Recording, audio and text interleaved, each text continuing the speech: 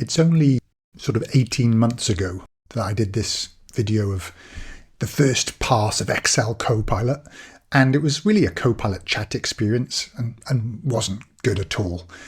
But now we've got sort of agent mode in Copilot, and this is the paid version. Okay, you have to pay $30 a month for the Copilot license. Let's edit your workbook. They sort of renamed it from agent mode to editing. You can swap it to chat, and the chat's, I don't know, I've not had good experience at all with it, but editing. And also you can pick your model. So just make an effort to pick the latest. And I go for the Claude one. I found it in my limited, very limited testing that it seems to be the best one to pick. Okay.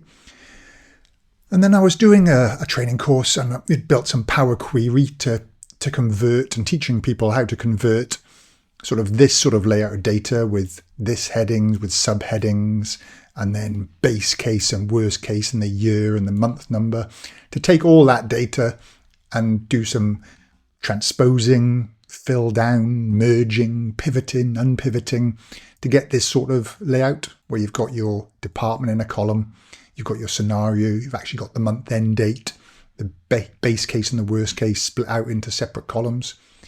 There's a lot of steps here, but can Copilot just do it with no prompting, no instructions other than convert it from this range, which I'm actually going to call, let's call this data range. Okay, I'm just going to put that here so it sort of sees it, to output required. Okay. And then I'm just going to say, provide me the M code to convert data range to output required. Okay. Let's go. Continue without saving. So if your file is saved to a non-OneDrive or SharePoint synced folder, you can continue without saving. If it's shared to it, if it's saved in a OneDrive or SharePoint synced folder, you must turn autosave on. Weird. Okay, so I'm just going to let this run, and then I should take 5, 10, 20 seconds to give me the code, and then I'll come back. Okay, about 20 seconds later, it's said, okay, you want to grab this source, you want to convert it to this sort of layout, and here's the code. Okay, and I can see it's going to source is Excel current workbook data range. So that's a good first port call. All right, let me just highlight this code. Okay, I'm not even going to check it. I'll test it inside. Control C. It then gives me an explanation of all the steps, which is pretty cool. Okay, so here we go. I'm just going to go to, I've got keyboard shortcut, but I'll do it a long way. Data, get data, launch Power Query, Alt F12, if you want to do the keyboard shortcut.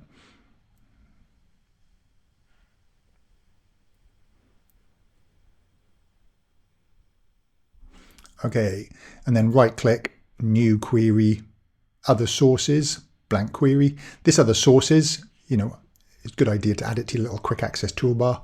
You can come straight here then to blank query and advanced editor, and then paste that code in, and done. Doesn't work. All right, so let's debug it. I'm just going to collapse this window a bit so we can see what's going on in the various steps. Okay, so source step, lovely. It's promoted the headers. It's then demoted the headers. Okay, so it's promoted and then demoted, which is pretty pointless. So let's delete those two steps. It's then transposed it, which is what I would do. It's then filled down, which is what I would do. It's then gone back to this stage and combined the headers with list.zip and, okay, right, overcomplicating what you need to do really, but let's go with it. Month, the table wasn't found. Okay, because why? There is no month. I actually tested this the other day and it gave me the result I was expecting. So the only difference really is that I got rid of some of the instructions that were already in here. So I'm just going to put those instructions back in. Okay, I'm going to say read instructions from rows 1 to 10. So basically just giving it a little bit more context about what we need to do. So giving it a little bit more guidance.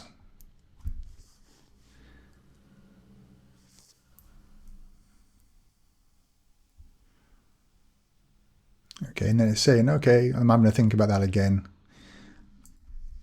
Update the M code and be as simple as possible. Okay, so it's being a little bit more reasonable about it. So let's copy this code all the way to the top here. Okay, Alt F12. All right, blank query, advanced editor. Paste this code in. Done. All right, so now it's working. And we've got department, scenario, date, base case, worst case. So let's have a look what it did. So it went to the source, transposed it, filled it down, merged the two columns, which is what I would do in real life. Then it flipped it back, so it back to table. Okay, transposed it back. Great. Then it promoted the headers. Then it got rid of the total row. I think it's going to unpivot the best case, worst case. Nope, it's unpivoted. Oh yeah, so it's basically gone and now said, okay, those are our categories across the top. It's unpivoted those. Again, that's what I do. It split the columns apart into department scenario. Yeah, got rid of the variant scenario, which I asked it to do. It added a column called case, which is basically done the starts with. Okay, didn't split it. Then it added a date column. Date.month, number from text.end. Always same 4 characters. Okay. Maybe not, but okay. And trim stuff. And then last thing it should do is basically pivot the case column. So pivoted. Yeah, base case, worst case. Sorted the data by department and scenario. And then changed the types. And it's documented it. Okay, so close and load, load to. Table, existing worksheet. Just go here, click OK.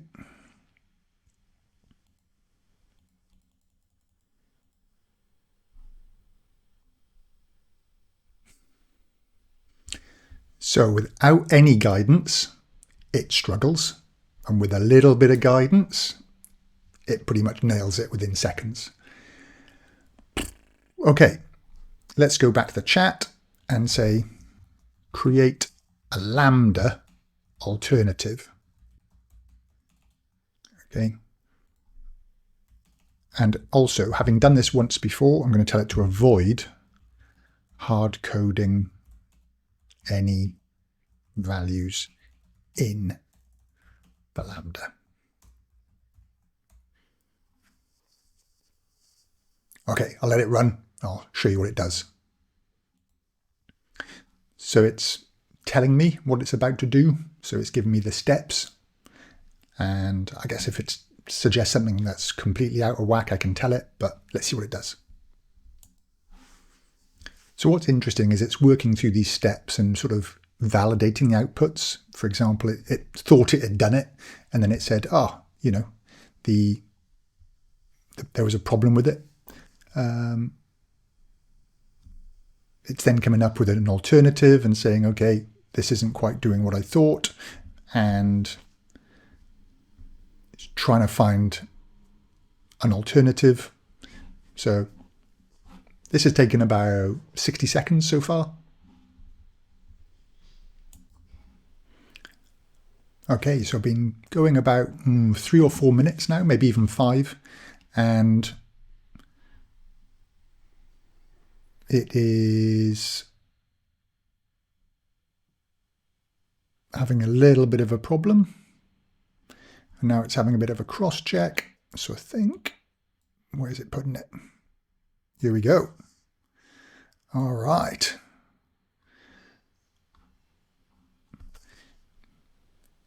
So any output by Copilot has this sort of rainbow color around it until you've accepted it. You can click done and it'll then get rid of the sort of rainbow colors. See, the done is there. And then it gives you a little step-by-step around the LAMBDA. Okay, pretty crazy how it solved it, so you can have a read through. Let me click done. And let's see, is this a single, it is a single formula. Right, so it's built a LAMBDA called transform data. So let's take a look. How do I have a look at the LAMBDA? I'm going to use it in my Excel labs. Okay, just easier to look at the LAMBDA. Very difficult otherwise. Advanced formula environment. Okay, names. Here's my transform. Let me make this wider. Okay, and here is the LAMBDA. So there's a lot going on there.